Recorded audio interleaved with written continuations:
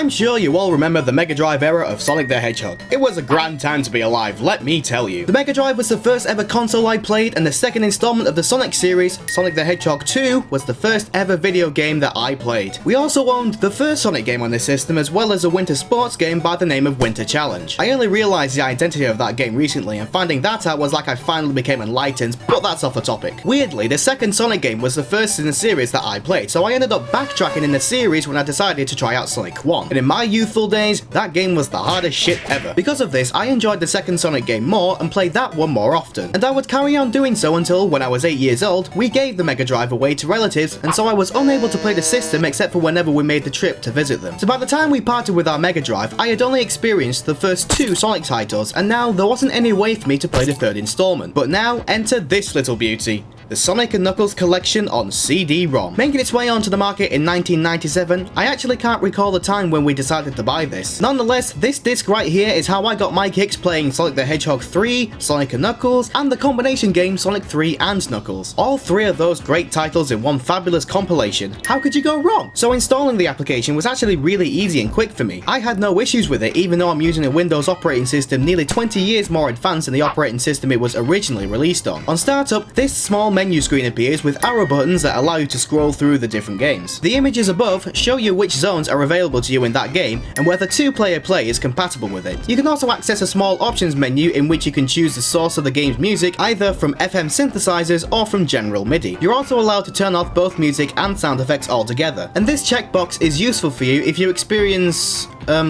graphical problems. But here's where things got slightly complicated for me at least. The game boots up in a windowed screen by default, but there is an option to change to full screen. And I found out that I can only play this in full screen because this is what happens to me when running the game in windowed mode.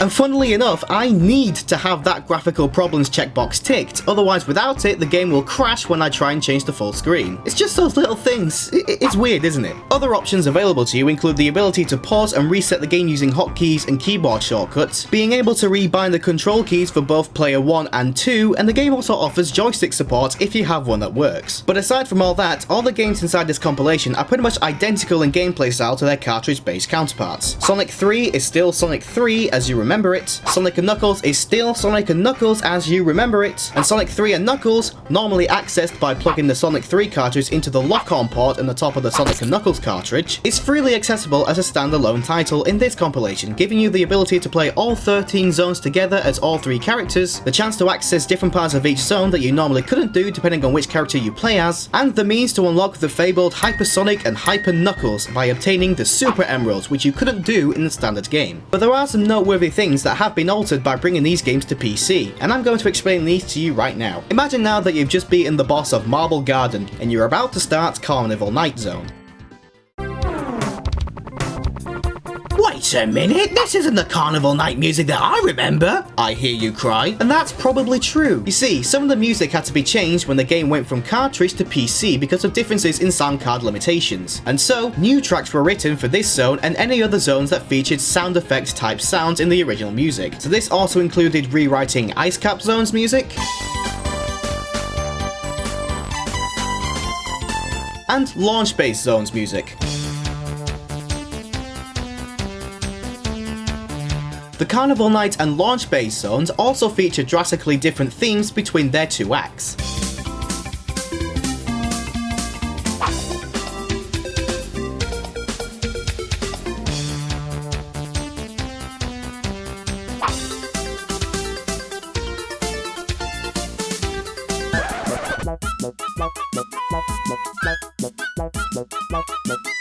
Another thing worthy of notice here can be found in the menu bar when in-game. Going to Game and then clicking Special Stage Mode grants you access to what became affectionately known as Blue Sphere, a mini-game based on the special stages found in Sonic 3 and Sonic & Knuckles. To get this on the Mega Drive, you needed to plug the cartridge for Sonic 1 into Sonic & Knuckles. Fun fact, you could actually plug any other Mega Drive game into the top of Sonic & Knuckles to get to Blue Sphere, but you could only play one random Blue Sphere stage per cartridge. Using Sonic 1 is the only way to unlock the full Blue Sphere game, where there is over 100 220 million unique stages to play. You can access any of these stages by using a unique 12-digit code, even without locking in the Sonic 1 cartridge. And you could switch between playing the Sonic and Knuckles as denoted by the colour of the cursors here. Gameplay wise, it's also almost identical to the standard special stages, but in Blue Sphere, the ring count decreases as opposed to increasing in the standard game. This is so there is a clearer indication as to how many rings are in the stage to achieve a perfect. Should the player achieve a perfect by collecting all of the rings in the stage, they're able to skip forward a few stages as a sort of reward for doing so. Otherwise, it simply advances by one if the stage is completed normally. And that's all there is to say really. The Sonic and Knuckles collection on CD. It was awesome back then, and it still kind of is now. It was how I played Sonic 3 for the first time, and it offered a small amount of noteworthy changes that set it apart from the other cajillion versions of Sonic 3 that I now own. If it's still out there somewhere for you to obtain, it might be worth looking into.